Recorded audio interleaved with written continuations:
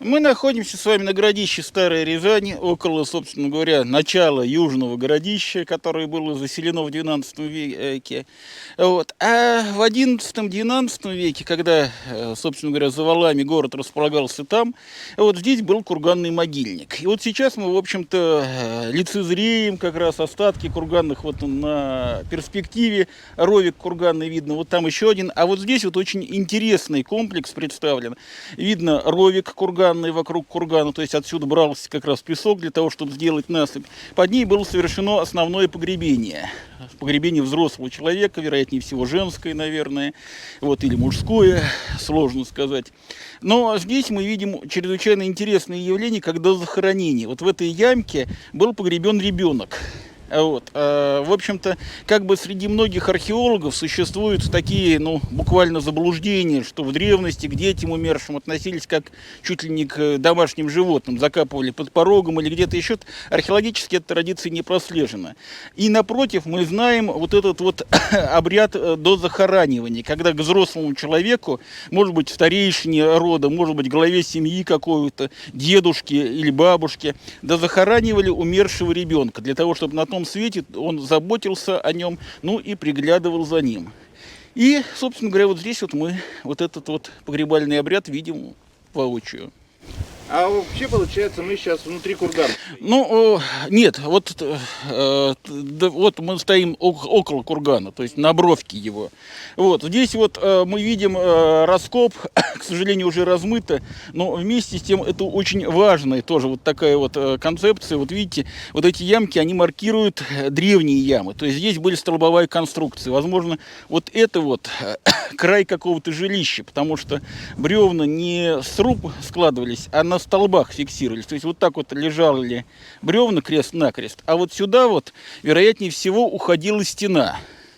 Вот. И, собственно говоря, она шла вот в эту сторону, а вот это понижение, то, что иногда как бы неправильно интерпретируют как полуземляночное жилище, это на самом деле погреб. Вот. Он углублен в землю. Вот здесь вот, вероятнее всего, тоже стояли какие-то столбы более крупного размера. Вот. Но помимо домашних погребов, вот, собственно говоря, есть вот более глубокие погребные ямы. А есть вот такое вот уникальное, в общем-то, явление для Старой Рязани. Это то ли зерновая яма, может быть, для коллективного хранения. В ней вот в стенке очень хорошо видно угли расположенные, и обмазка глиняная, это печки, это старорязанские, так сказать, части. Вот это вот разрез как раз вот, очень наглядно иллюстрирует, то есть вот черным видно слой пожарищ. Возможно, это как раз 1237 год какое-то сооружение здесь было, которое сгорело.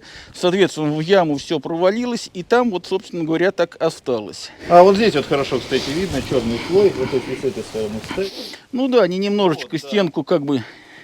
Вон там черный слой видно. Нет, это просто линза какая-то. Это нет, здесь выбрано до материка. Это материковый слой уже. Вот. То есть у нас получается культурный слой где-то на метр. Ну, вот ты сейчас вот стоишь на материке, то есть 60-80 сантиметров культурный слой, а то, что уже глубже идет, это углублено в культурный слой. Вот погребение еще одно. Вот. Ну, вот это вот, может быть, захоронение, а может быть, нет, может быть, детское какое-то. Вот там вот сейчас вот очень хорошо видно, опять-таки, обваловку кургана. Вот, ну и посредине захоронения, но, может быть, оно было разрушено более поздним каким-то сооружением или чем-то. Вот. То есть, получается, где жили, там и хоронили? Да, а вот траншейкой прослеживается обычно это сооружения какие-то, то есть, возможно, стена была. Вот. Ну да, вот здесь вот видно яма, тоже вот она погребальная. Курган, видите, чуть-чуть асимметрично был насыпан. Вот. Но, опять же, здесь возникает вопрос, центральное это захоронение или, может быть, более какое-то, так сказать, более... Первое захоронение, вокруг которого совершался курган, могло быть сделано в насыпи. И когда в 12-13 веке здесь поселились, на Южном городище, оно, возможно, было уничтожено или заменено вот этим вот так сказать, впускным уже погребением, потому что оно явно не по центру расположено. С другой стороны, мы можем предположить, что не по центру оно было кургану сделано именно в целях того, чтобы его не ограбили. Потому что как бы кладоискатели существовали уже в глубокой древности, и курганы, вот видно, что он вот образует круг, его центр где-то вот здесь вот, для того, чтобы колодцем, когда выкопают колодцем грабитель, соответственно, он промазал мимо погребения и захороненный, так сказать, оставался бы непотревоженным. То есть такие вот секретики. Ну, как бы да, всегда люди как-то старались защитить покой своих умерших, защитить их от разграбления, от мародеров. Вот.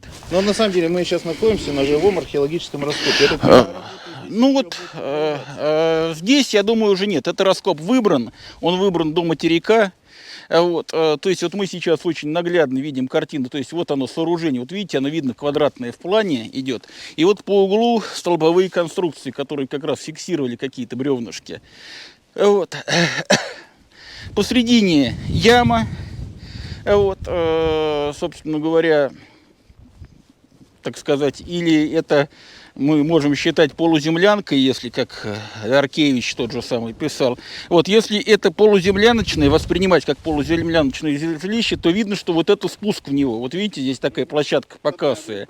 Вот, то есть где-то примерно 2-3 венца было углублено в землю, а дальше уже было сооружение над землей. Вот, да. Вот, ну, если интерпретировать это как полуземляночное жилище, то можно, в общем-то, как бы, ну, представить себе вот дом какой. То есть, в общем-то, очень маленькое оно было.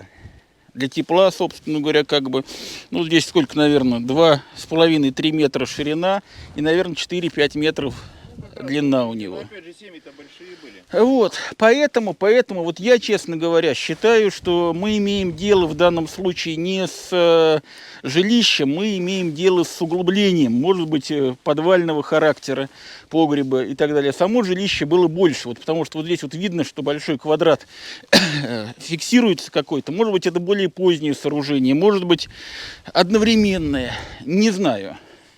Потому что это нужно раскапывать. Сейчас оно все замыто дождем, ко всему прочему. Вот, потому что вот в прошлый раз мы, когда приезжали, здесь очень хорошо было видно стенку сооружения. Вот ее сейчас вот видно. Вот, а вот здесь вот в углу было, то есть вот он дом стоял, в углу была печь. Вот это, собственно говоря, как раз, вот видишь, битый кирпич такой, это вот как раз остатки печи. Ну, там, Вот. кстати, фрагменты. Ну, в стенку уходят, да, здесь лошадиный или коровий череп, да, по зубам сложно сказать. Вот, а выборка печи, вот она. Это вот такая вот типичная. Это вот получается 14 век. Нет, это 13 век. 13. Вот, может быть, даже 12 век, потому что сложно сказать так вот на взхулет. А вот это венчик сосуда. Ой, какая прелесть. Вот, На нем как там раз. даже какой-то узорчик, Ну по-моему, да. Вот. Ну вот она здесь. Вообще керамики как бы много. Ну, это как бы не сувениры, это уже здесь явно отобрано. Ну вот посмотри, иди сюда. Крупно.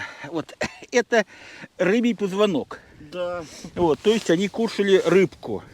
Вот, и, соответственно, ясно, что рядом с печкой, где варили уху, вот позвонок, естественно, это 13 века или 12-13 века, я не знаю, как жилище датировалось. Вот. Косточки, ну вот, каких-то мелких животных.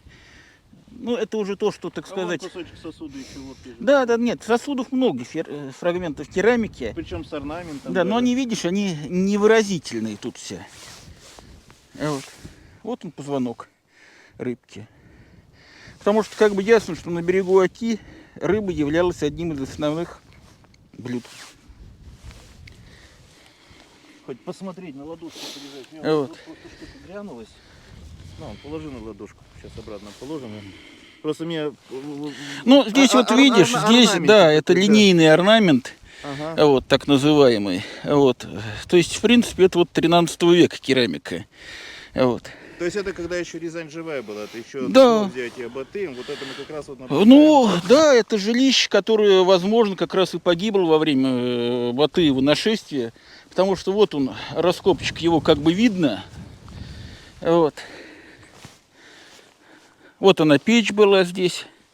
Да, и вот тут Вот. хорошо видно как раз вот Вон фрагменты керамики опять же валяются. и черепок. Вот. То ли лошадки, Ну то ли да, это вот. да, звериный. Вот. И вот видишь, вон ее видно, стенку жилища. Вот она вот так вот идет. Вот.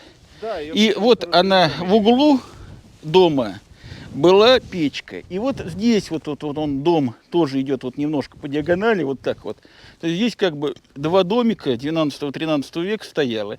А там вот было уже с другой стороны, вот видишь, вот она, вот сюда вот печка, вот эта стенка А маркируется. видно, вот пятно, Да. вот пятно. А вот эта яма, наверное, она была в углу. Может быть, это именно подвал, где зерно хранили, где запасы хранили на зиму. Причем интересно, еще не до конца, ну понятно, дальше копать-то не будут, там в стенках там косточка, тут кирпич. Да. Ну, это как бы в раскопе нормальное дело такое. Вот, потому что, а как по-другому-то? Вот. Ну, жалко, конечно, тут еще столько, наверное, копать. Да тут везде копать. Да нет, ну а почему жалко-то? Это как бы ведутся исследования, они идут полным ходом. Ну вот вы говорите, что вроде работа закончена, но я, насколько знаю, по идее они должны закапывать. Нет, дело в том, что раскоп не закончен, просто начинается зима. Вот. На то есть- следующий год это будет продолжено и будет сведено. Вот старый раскоп вот здесь был. Мгм. Вот он полностью законсервирован сейчас, как бы, и это все делается по инструкции, согласно методическим требованиям, которые есть. Дело в том, что, понимаете, мы вообще находимся сейчас, я на этом участке, когда в 90-е годы мы здесь работали, я здесь не копал, я не знаю, но сейчас вот, судя по тому, что здесь сделано, это аварийные раскопки. То есть вот этот вот следы активной эрозии почвы, овраги, они разрушают этот участок. И для того, чтобы сохранить для науки информацию о том, что здесь, в общем-то, как были курганы те же самые, поселения, какие жилища здесь стояли, для этого археологи вот сейчас аварийно вот это вот быстро исследуют. Ну, чтобы совсем не Да. пропало все. Вот, потому что ясно, что ну, в течение ближайших 10-15 лет это все разрушится. Замоется, развалится. Вот. Ну, здесь так, наверное, везде, где не копни. Нет, здесь везде так же будет. Дело в том, что вот я-то в свое время, когда мы работали вот как раз под крестом, вот в этой зоне, там был так называемый 6-й Даркевический раскоп, где знаменитый 13-й клад золотой был найден. Вот. И мы, в общем-то, искали границы как раз раскопов, и еще годом ранее там скрывалась большая площадь тоже. И, конечно, на Старой Рязани очень жутко копать, потому что когда вот расчищается раскоп, лежат погребения, это хорошо, это они на своем месте уже лежат. Но здесь есть и такое, что вот во всех этих жилищах могут лежать люди, погибшие в Вот 1237 году, да. У нас там был, значит, в одном месте под печку головой вперед мужик залез. Ребенок обнял собаку, и вместе с собакой их крыша на них рухнула, и так его похоронила. И вот буквально вечером приходишь, такое впечатление, что крик стоит над городом, потому что люди непогребенные. И вот здесь вот сейчас вот это у нас все усеяно вот этими вот непогребенными людьми, которые, в общем-то, изо дня в день переживают вот эту вот трагедию 1237 года. Александр Петрович, а давайте напомним, по историческим данным, сколько здесь людей-то погибло примерно? Ну, вообще, как бы, вот территория 52-53 гектара, окруженная валами, вот это вот городище, по мнению ученых, население составляло порядка 5000 человек. Вот. Естественно, с окрестных сел и деревень сюда сбежались люди в поисках защиты. Вот. Поэтому, в принципе, возможно, что где-то 5-6 тысяч народу здесь было на момент взятия. Вот. В общем-то, по тем временам это крупный город, больше, чем Лондон, по-моему, того времени, и, по-моему, даже больше, чем Париж. Вот, то есть фактически это действительно рязанские Помпеи, такие русские Помпеи, потому что вот, как я уже говорил, в общем-то, татары ворвались через Пронские ворота новые, есть Пронские старые ворота и новые ворота. И вот через новые Пронские ворота татары ворвались как раз на территорию города. Вот, но на тот момент, когда они бы взяли город, уже 2/3 города сгорело, потому что монголы широко использовали зажигательные различные снаряды, как бы считается, что у них уже и порох был. Вот, ну и фактически вот этим вот тактическим превосходством они, конечно, деревянные вот эти города щелкали как орехи. Вот. И первым городом, как раз разоренным, была Старая Рязань. История, конечно, очень интересная, история мало изученная, потому что, в общем-то, хан Батый не обязательно разорял города, которые ему покорялись.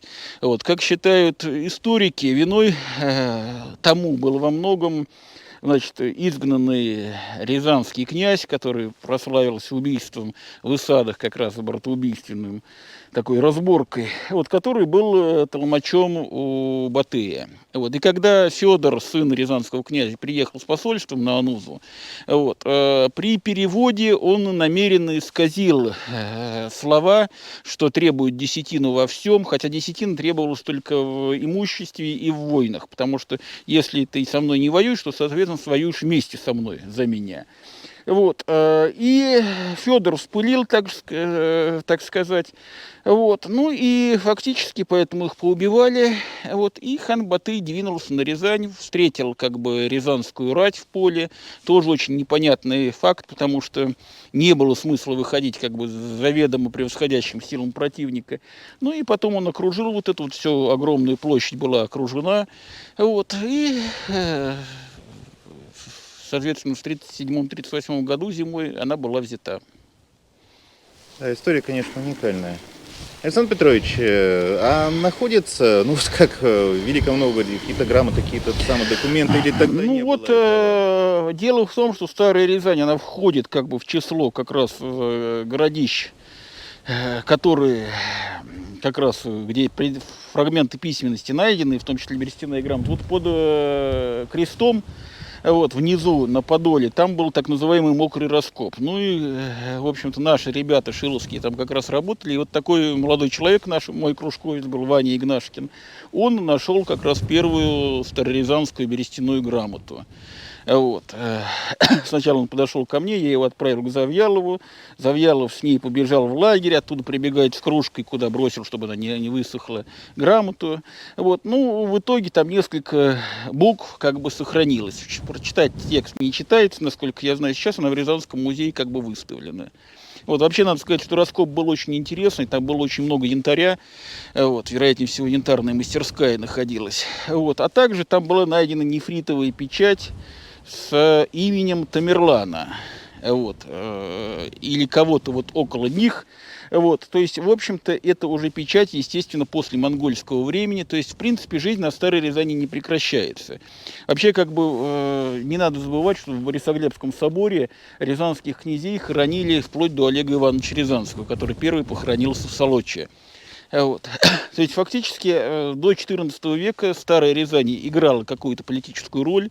Вот. Может быть, уже не такую яркую, конечно, как в домонгольское время, но тем не менее люди здесь жили. Ну и вплоть до XIX века вот там был Борисоглебский собор, рядом была школа. Я разговаривал еще с женщиной, которая училась в этой школе, и, говорит, в церковь заходили молиться, чтобы двоек не ставил. Это было уже при советской власти, естественно. Здесь вот кладбище, там второе кладбище, там третье кладбище. То есть, в общем-то, вся эта территория никогда не прекращала использоваться ни в хозяйственных целях. На северном мысу Старой Рязани до сих пор живут люди. На селе Старая Рязань тоже это село, оно жилое как бы.